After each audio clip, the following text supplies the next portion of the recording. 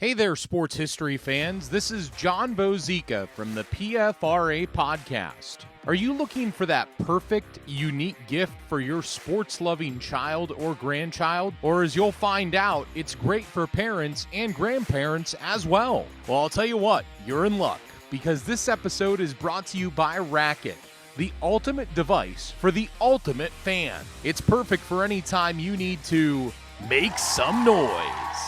Racket combines a compact 7-inch megaphone, 8 powerful adjustable LED lights, noisemakers, an insert you can design, and it's fully customizable to match your team's colors. The coolest thing about this product is the founder. J.J. Abram was the ultimate cheer dad, following his daughter's cheer group around the country. He saw parents using all sorts of crazy contraptions to make some noise for their kids, and then he had that aha moment.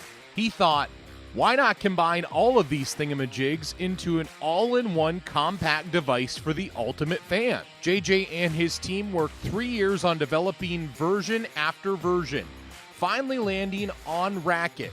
That's R-A-K-I-T, so you can make some noise and cheer and be part of the action. So get out there and let's get loud. Bring a Racket to your next game or competition to cheer on your favorite team or athlete. You can customize your Racket with your own logos, drawings, and names. Get beads to match your team's colors. Flashing lights add the excitement. Are you ready to make a Racket? Be part of the game. Each Racket comes with 1 Racket megaphone, 1 lanyard to keep a hold of this thing, 2 scratch-resistant bead packs, 1 clear and 1 color of your choice, and a 10-pack of customizable self-adhesive inserts, currently on sale for $24.99. To pick up your Racket today, head to myracket.com. That's myracket.com. Now get out there and make some noise.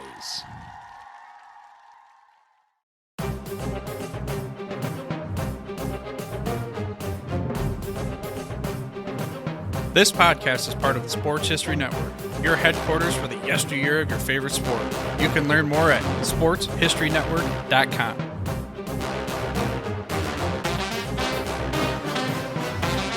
The Rose Bowl. The game that inspired the college football bowl season has a long and storied history. The stadium itself is 100 years old, and in celebration of it, Pigskin Dispatch is assembling some of the top historians and authors to share the memories, people, and events that make the granddaddy of them all the special game that it is. Enjoy this Rose Bowl memory from pigskindispatch.com.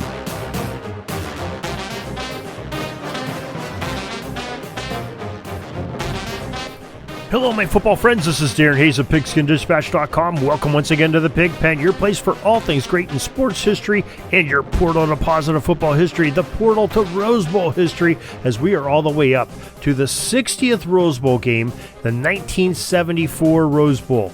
But before we get to that, let's make sure that you know about our newsletter. We have a newsletter that tells you every day when our newest podcasts are coming out and what they are. That's on JerseyDispatch.com. That's on Pigskin Dispatch. That's on Orville Mulligan, and many from the Sports History Network as well. We also share with all of our posts that are coming out that day, so you can stay on top of what's going to be coming out in sports history that happened on a certain date. So we hope you'll enjoy that. It's so easy to sign up. Go to the show notes of this very podcast, or go to pigskindispatch.com and look in the columns under email or up in the top margin as being email subscriber. You can cancel at any time, and if you do subscribe, tomorrow morning at 6:30 a.m. will be your start to getting that Pigpen newsletter, knowing everything that's going on there. Usually very colorful, very informative, have a lot of great sports history on there. Now let's get to that 1974 Rose Bowl.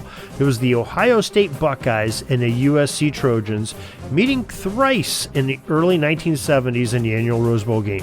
The 60th edition of Pasadena's Tournament of Roses game was played on Tuesday, January 1st, 1974, and of course featured OSU and USC in the second of 3 straight meetings between the schools.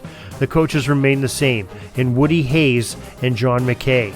If you remember, in the prior year, USC dominated the Buckeyes in the second half to run away with it in a 42-17 victory. If you've missed that, go to the very bottom of the page here, or go back one day in your podcast and listen to Rich Schmelter, the great historian who wrote the USC Trojans Encyclopedia on football, and he tells a great outtake of that game, of the 1973 game. But we're on 1974.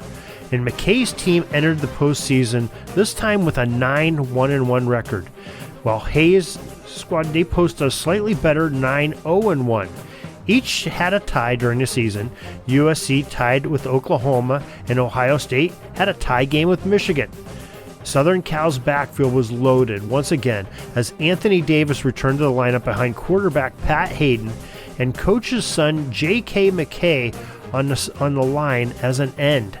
Now, J.K. McKay and Pat Hayden, they had stayed together. Hayden lived with the McKays, so they had quite the repertoire, and they played a lot of ball together, had some great timing and chemistry, did Hayden and McKay Jr.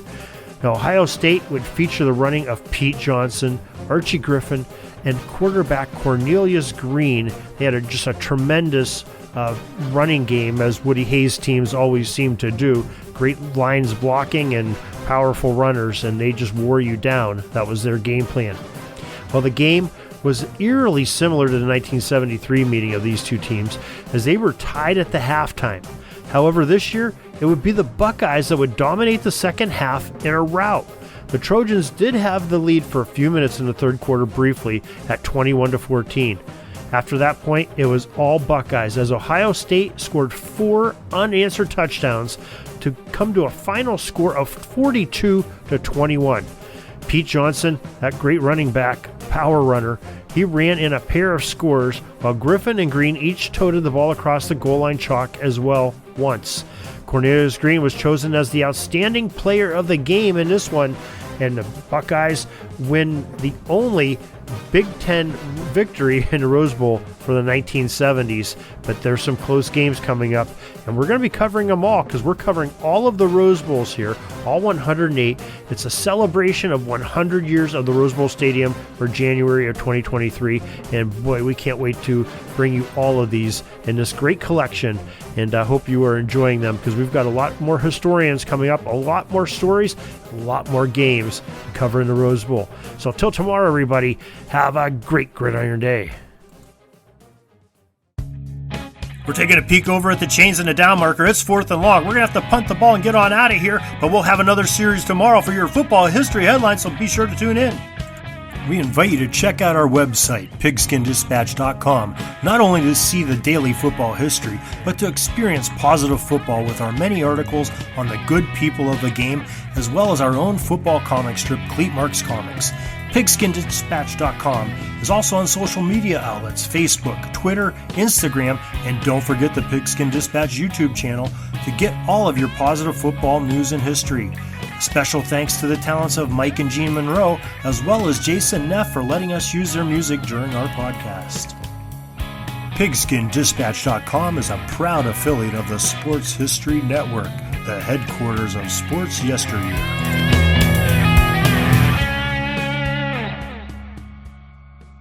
Hey there, sports history fan. This is Arnie Chapman, a.k.a. the Football History Dude, and I hope that you enjoyed this recent episode presented by the Sports History Network and were able to learn some good old-fashioned sports history knowledge nuggets. I started the Sports History Network back in 2020 with the mission to help podcasters find a community of like-minded sports history nerds, as well as helping aspiring podcasters to start their own shows. We have a little bit over 30 shows on the network right now covering all sorts of sports history, but as far as I'm concerned, we're just at the toothpick in the ocean moment, that can't even figure it out because there's so much more coming. We wanted to create the ultimate headquarters for sports yesteryear, starting with Podcast Network and our website, but we're going to continue to move into other mediums as well. And here's the cool part, because we want you to be part of our team. So if you're interested in starting your own podcast, or maybe being a guest on one of our shows, or who knows, maybe even writing an article for us over on the website. Seriously, all you gotta do is reach out to us on the contact page over at sportshistorynetwork.com. You can be as technologically savvy as a Neanderthal tapping on a stone trying to figure out this whole hieroglyphics thing back in the day. Again, it doesn't matter, because even if you don't understand the whole podcast space, we have a production team that can pretty much help you out with doing everything. All you gotta do, head over to sportshistorynetwork.com, head to the contact page, fill it out. That message goes right to me, and I'll reach out to you as soon as I can. But for now, dude, I'm through if you're through.